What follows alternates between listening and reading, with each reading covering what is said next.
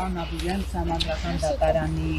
որոշումից անմիջապես հետո, հետո երբ որոշվեց, որ Սարոյանի քվեները չի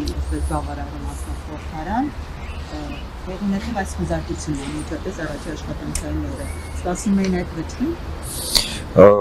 Ճիշտ ասած, ուղիղ կապ իհարկե կարելի է անցկացնել, բայց այստեղ պետք է ֆիքսենք շատ կարևոր մի հանգամանք։ Տեսեք, այսօր Փաշինյան թռել է Մոսկվա։ Հենց այսօր էլ այս, չգիտեմ, խոզարկություն անվանեմ, խուժանություն անվանեմ, եթե այս համառությամբ եւ այս կիսառազմականացված օպերացիայի տրամաբանության մեջ տեսնում եք ավտոմատավորներ կանգնած, լուրջ, sense ինչ-որ բաներ, նույն կերպ պաշտպանվեր Հայաստանի Հանրապետության շահերը, ապա կարծում եմ մենք ավելի լավ ու ավելի անվտանգ երկիր կունենայինք։ Իսկ եթե խոսում ենք ընդհանուր գործընթացի մասին, ապա եկեք ֆիքսենք հետևյալը։ Այսօր Հայաստանի Հանրապետությունում ենթարկվում են կատաղի ճնշումների ընդդիմադիրները եւ ամենակատաղի ճնշումը դեպի Գագիկ Ծառուկյան։ Եվ հարց տանք մեզ. ինչի համար է սա արվում։ Մենք կարող ենք երկար, տարբեր բաներ խոսել, բայց սա իրականում գիտեք, ֆաշիզմի ուղղակի դրսևորումն է, երբ որ իշխանությունը փորձում է ոչ թե լրացնել, այլ ընդհանրապես փորձել չեզոքացնել ընդդիմադիր լիդերներին, մասնավորապես Գագիկ Ծառուկյանին։ Այստեղ պարզապես մի շատ կարևոր հանգամանք է, իրանք չեն հասկանում, որ այստեղ նույնիսկ Ծառուկյանի կամ այլ լիդերների խնդիրը չի։ Խնդիրը նա է, որ Հայաստանի Հանրապետության քաղաքացիների բացարձակ մեծամասնությունը մերժեց իրենց, բայց դա բնավ չի նշանակում, որ իրանք չպետք է կատարեն այն հանձնարարականները, այսպես անվանենք, որոնք իջեցվել են Բաքվից եւ Անկարայից։ Հիշենք, չէ, որ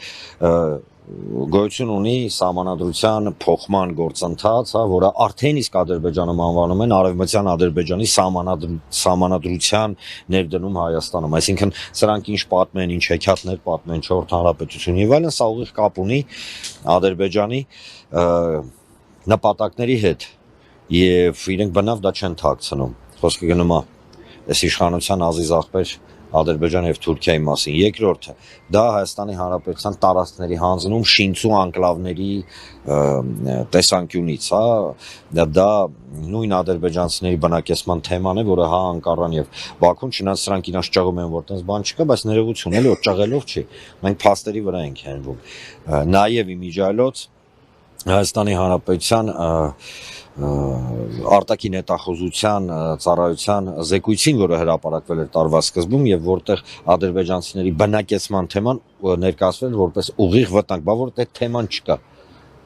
որ այդ թեման չկա, համաձայն իշխանությանը, ինչի է արտաքին հետախուզության ծառայությունը որպես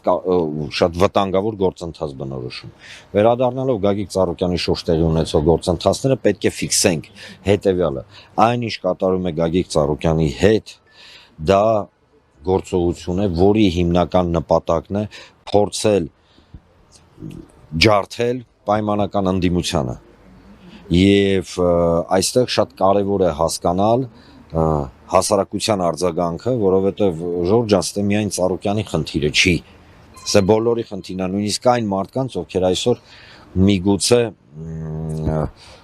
սենց ասենք, չեն համակրում օրինակ Բարգավաճ Հայաստան կուսակցությանը, բայց ընդդիմադիր հայացքներ ունեն, բոլորին ասա վերաբերում։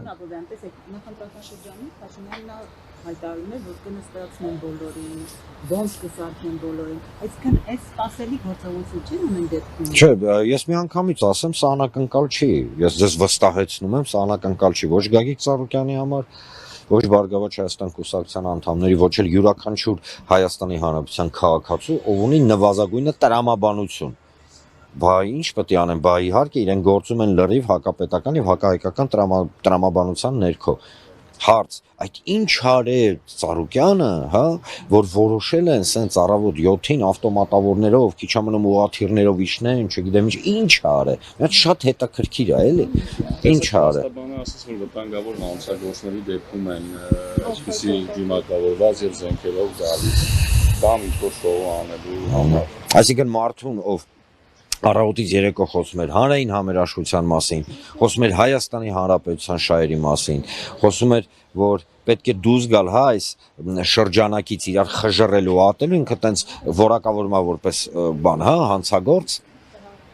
Ես կարծում եմ հանցագործների որակավորումը մի քիչ այլ է, հա, եւ այստեղ այո շատ ճիշտ հարց եք տալիս, ինչ ասեմ, ըստ էության ունենք մի իրավիճակ, ֆիքսում ենք Հայաստանի Հանրապետություն չի աշխատում, սահմանադրություն չի աշխատում, ոչ մի բան ընդհանրապես։ Իսկ Սահմանադրական դատարանի որոշումը ինքը այնքանով էր կարևոր, որ եկեք ֆիքսենք Հայաստանի Հանրապետության սահմանադրությունը հրաժարվեց պաշտպանել Հայաստանի Հանրապետության Սահմանադրական դատարանը հրաժարվեց պաշտպանել Հայաստանի Հանրապետության սահմանադրությունը։ Իսկ այս ամենը արդեն ածանցյալն է ամբողջ գլոբալ գործընթացի։ Երբ որ ասում եք նպատակ ամբողջ ընդդիմությանը կոտրել է ջարդը, կարծում եք, որ սա տեղի է ունենալու մեր բոլոր ընդդիմադիրների։ Ես չեմ կարող ասել հա անվանական մարդկանց մասին խոսել, բայց կարող եմ ասել հետևյալը. այն տրամաբանությունը, որին մենք ականատես ենք այսօր, այսինքն Հայաստանի Հանրապետության քաղաքացիների հայերի, որոնք հանդիսանում են Հայաստանի Հանրապետության օգտին, ջարդում է Հայաստանի Հանրապետության իշխանությունը, սա է, մնացածը ոնց Հաղթել է Նիկոլ Փաշինյանը այսպես, իրեն հաղթած է համարում։ Այս ամեն ինչը ինչի՞ համար։ Դուք պատասխանեցիք ձեր հարցով, հենց ձեր հարցին։ Բա հաղթող մարդը sense կանի, ում է ինքը հաղթե, ում ժողովրդին է հաղթե։ Ում հասկանում եք, սա պետք է շատ հստակ հասկանալ։ Ում են իրանք հաղթել, հայ ժողովրդին։